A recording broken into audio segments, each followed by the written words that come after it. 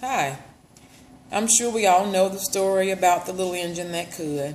This little engine that sought out to accomplish the task and kept telling himself over and over and over and over, I think I can, I think I can, I think I can, until he finally did.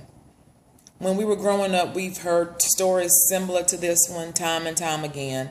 And the messages, we bought into them as we were young. But the older we get, we tend to move away from those messages, even though they still are valid and have a place in our lives today. So today I want to remind you of that message that we got so long ago from that little engine. Yes, you can. You can do whatever it is you want to do. You can reach your goals. You can accomplish your dreams. You can live out whatever it is you want to live out. And I have some proof for you. You know, we often hear people tell us, oh, you can do this and you can do that and you can do just about anything. But they fail to provide you with the most important thing, and that is proof. And for me, my proof for you today is simply my life story. Now, I was raised in a single parent home. My father died when I was just 5 years old. And that forced us to live a life in which many would consider to be in poverty. My mother had to move my sister and I into a house that was built by my grandfather. The house was very small. It was old. There were only 3 rooms in that little old house. There was a living room, a bedroom, and a kitchen. No bathroom, no running water, just simply a basic roof over our heads. Now, I can remember good times in that house. I can remember bad times in that house. I can remember us sitting in front of the oven at night just so we could stay warm. I can remember laughing. I can remember joking and playing and talking and having conversations with my mother and my sister. But the one thing I can say that kept us through all the good times and all the bad times was the love we had for each other and the love we had for Jesus. And I wouldn't trade those experiences for anything at this point. But at the time when I was growing up, I went to school and I saw children day in and day out. And they had this and they had that. They had many things that I did not have. And one of the things they did have was a relationship with their fathers. I can remember hearing them talk about the experiences they had and the times they were having with their dad.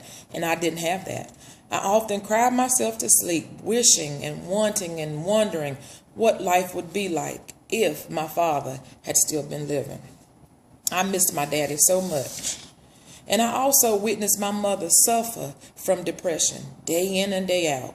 I would see her crying. I would see her just in pain. And there was absolutely nothing that I could do about it. But even though every day was a struggle for my family, both financially and emotionally, I could not accept that was what life was supposed to be. I could not accept that was going to be my outcome. I could not live with knowing that this was what my life was going to be. Deep down, I knew there had to be more. I knew there had to be a better way. One day I sat down and I wrote my goals down. I developed a plan that would help me rise above my situation. Along with this plan, I adopted an I can attitude. The day I adopted that I can attitude was perhaps one of the best days of my life. On that day, I refused to allow my circumstances to deter me from my goals. I refused to allow poverty to hinder my success. I refused to accept limitations that society wanted to place on me because I was raised in a single parent household. I refused to accept them. I refused to buy into the stereotypes which labeled me as inferior just because of my race and my gender. The day I adopted that I can attitude, I told myself no more excuses. Every excuse you make takes you one step further from reaching your goals. Every excuse tears away from your dream.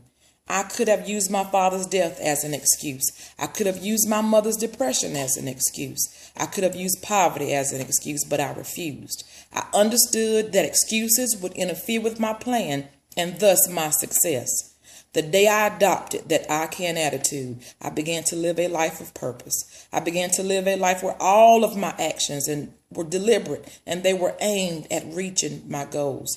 I was more focused than ever. I had my eyes on the prize and I refused to look away. I was determined to make it.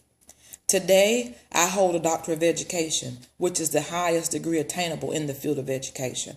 And there are only 2% of the U.S. population who even hold doctoral degrees. Therefore, I am the proof. So I say to you, yes, you can. I need you to adopt that I can attitude.